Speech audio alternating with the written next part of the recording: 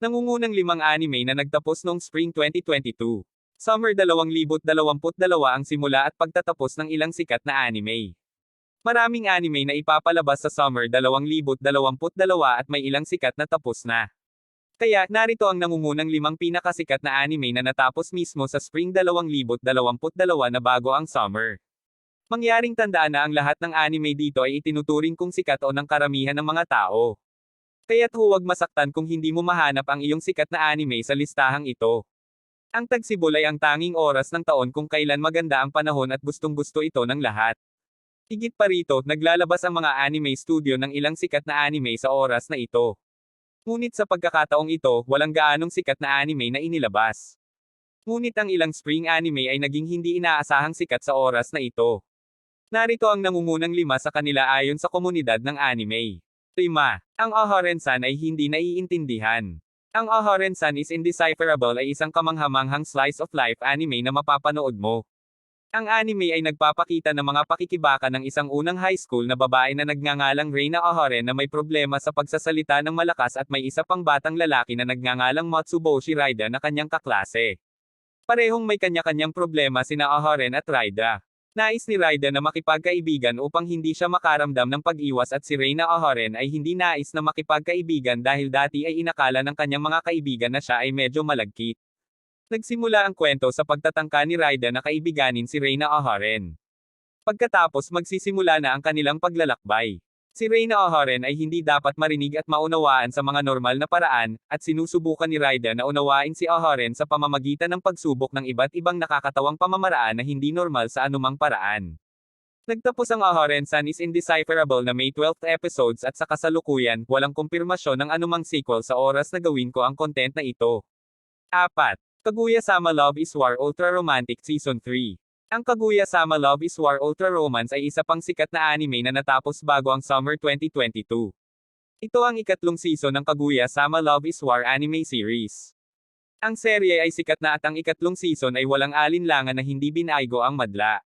Ang kwento ng Kaguya-sama Love is War ay tungkol sa dalawang high school students na nagkataong presidente at vice-presido Season 2. Ang Rising of the Shield Hero Season 2 ay ang unang anime na ay sakay sa aming listahan at medyo sikat din ito. Nagtapos ito ng 13 episode noong ika-29 ng Hunyo taong 2022. Gayunpaman, mayroon ng sequel sa pagdevelop at maaaring dumating ito sa 2023. Ang Rising of the Shield Hero Season 2 ay nagpapakita ng pagpapatuloy ng paglalakbay ni Naofumi Iwatani at ng kanyang partido. Kung plano mong panoorin ang anime na ito, siguraduhing natapos mo na ang Season 1. 2. Komi Can't Communicate. Season 2. Ang Komi Can't Communicate ay isa sa pinakasikat na anime ng 2021. Nakuha ng anime ang pangalawang season nito noong 2022 na tila natapos din bago ang Summer 2022. Natapos ang ikalawang season noong ika-13 ng Hunyo na may kabuo ang 12 episode. Ang pangalawa ay hit din at wala pang kumpirmasyon sa ikatlong season ng anime. Para sa mga taong hindi nakakaalam sa anime na ito, ang anime ay sumusunod sa kwento ng isang high school girl na nagngangalang Komi Shoko. Pagpasok pa lang niya ng high school, sikat na sikat siya sa kanyang kaklase. Ngunit mayroon siyang mga problema sa pakikipag-usap at hindi siya nakikipag-usap sa iba sa karamihan ng mga kaso.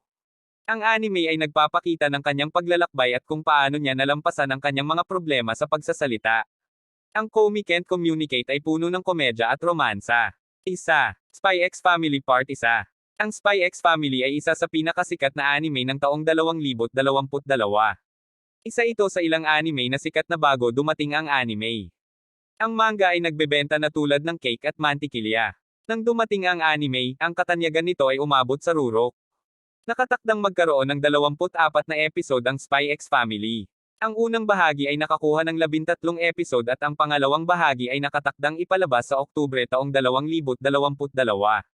Ang kwento ay tungkol sa isang especially iya na may codename Twilight na kinuha upang iligtas ang dalawang bansa sa silangan at kanluran. Upang mapatay ang isang tiyak na target, ang Twilight ay inutusan na gumawa ng isang peking pamilya upang maabot ang kanyang target. Ang anime ay tungkol sa Twilight at sa kanyang pamilya. Mga pangwakas na salita, ito ang nangungunang 5 pinakasikat na anime na aktual na natapos noong Spring 2022. Ang ilan sa kanila ay tumatanggap ng sequel at ang ilan sa mga ito ay hindi pa kumpirmado. Gustong-gusto ng komunidad ang lahat ng anime na ito dahil sa kwento, estilo ng sining, at mga karakter.